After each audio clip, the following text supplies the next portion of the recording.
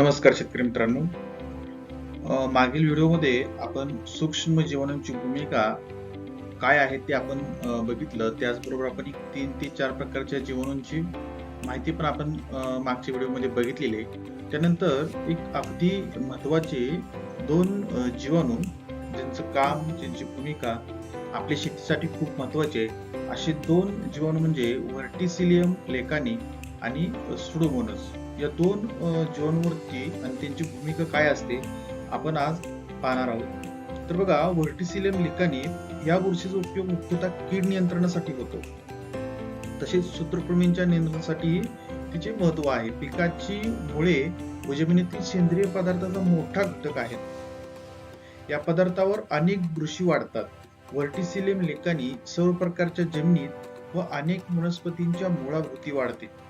ठीक आहे, परंतु तापमान, ओलावा आणि मातीचा प्रकार यावर या बुरशीची वाढ ठरते.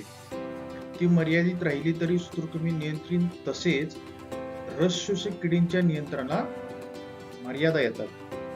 जर आपली तापमान, ओलावा आणि माती जर प्रकार त्या बुरशीसाठी सूट होत नसेल तर. ठीक आहे, व्हर्टिसिलियम लेकानी काही पिकांच्या पेशीत देखील आत जाऊन राहते. त्यामुळे पिकांच्या नैसर्गिक प्रतिकारक क्षमतेला देखील चालना मिळते.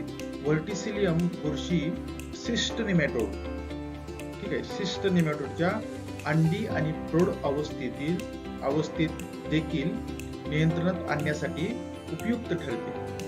त्या नेमॅटोडच्या अंड्यामध्ये शिरून ही बुरशी त्यात असणाऱ्या घटकावर उपजीविका करते. ठीक आहे, बुरशीला अंडी तसेच प्रौढ नेमॅटोड वर हल्ला करण्यास 60 तास पुरेसे असतात. कारण बघा, नेमॅटोड सारखा एक प्रॉब्लेम सर्वात मोठा घटक ही बुरशी अगदी 60 तासात त्याचा पुरेपूर नायनाट करण्याची क्षमता स्वतःजवळ ठेवत असते. त्यानंतर किडीच्या आत जाऊन ही बुरशी त्यातील घटकावर उपजीविका करून नेमॅटोडचा नायनाट करते. ठीक आहे, नेमॅटोडची ही प्रजाती प्रामुख्याने सोयाबीन, शुगर बीट, कोबी, फुलकोबी इत्यादी पिकावरती आढळून येते जास्त प्रमाणात. बघा, व्हर्टिसिलियमच्या कोनिडिया रुजण्यासाठी पाण्याची नितांत गरज असते. ठीक आहे, सहसा पाण्याचा पातळ पापुत्रा असलेल्या अशा वातावरणात बुरशीचे कोनिडिया किडीवर सहजरित्या रुजू शकतात.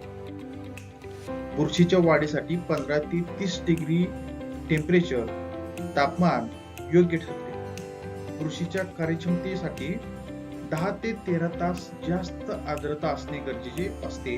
व्हर्टिसिलियम, मेटॅरायझियम तसेच इतर उपयुक्त बुरशींच्या कार्यक्षमतेत योग्य तापमान आणि जास्त आर्द्रता ह्या फार महत्त्वाच्या ठरतात. सापेक्ष आर्द्रता 85 ते 90% असणे हे बुरशीच्या वाढीसाठी पोषक ठरते. यापेक्षा कमी आर्द्रतेत बुरशीची वाढ कमी होते.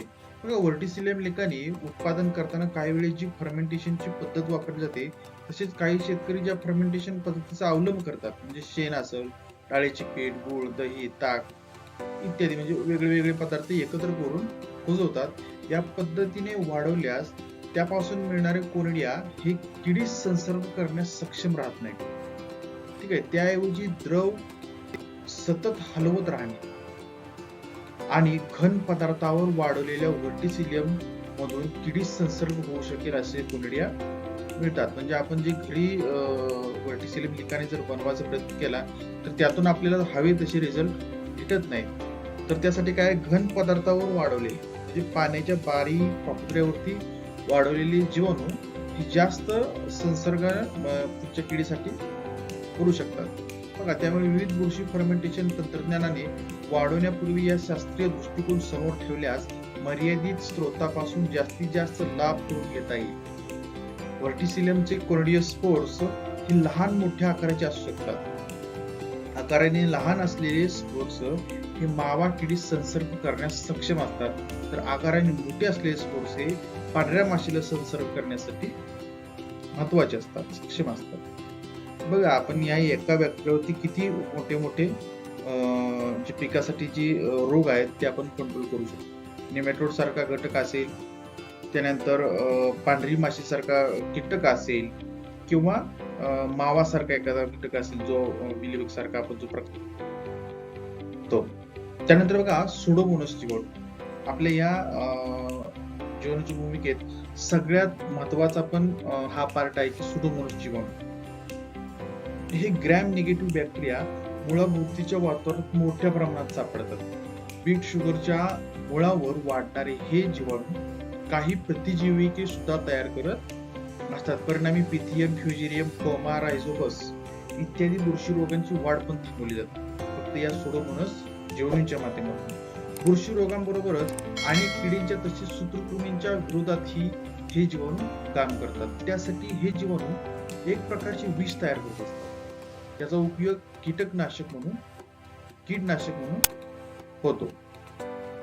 बघा आता सुडोमोनास फ्लोरेन्सिस हा बॅक्टेरिया सर्व प्रकारचे बुरशीजन्य रोग तसेच जीवाणूजन्य रोग, विषाणूजन्य रोग इत्यादी रोगावर प्रभावीपणे कार्य करतो. सुडोमोनास फ्लोरेन्सिस हा बॅक्टेरियाद्वारे अनेक रोगांवर नियंत्रण मिळते. तसेच या बॅक्टेरियाला प्लांट ग्रोथ प्रमोटिंग बॅक्टेरिया म्हणून सुद्धा उपयोगात आणतात. सुडोमोनासने केलेल्या बीज प्रक्रियेमुळे बियांना एक प्रकारचे सुरक्षा कवच मिळते. डावणी बुडीच्या नियंत्रणासाठी जे द्राक्ष बागेमध्ये जे डावणी आणि बुडीचा जास्त प्रादुर्भाव असतो तर अशा ठिकाणी सुद्धा छाटणीनंतरच्या काळात सुडोमोनास फ्लोरेन्सिस या जीवाणूची फवारणी फायद्याची दिसून येते.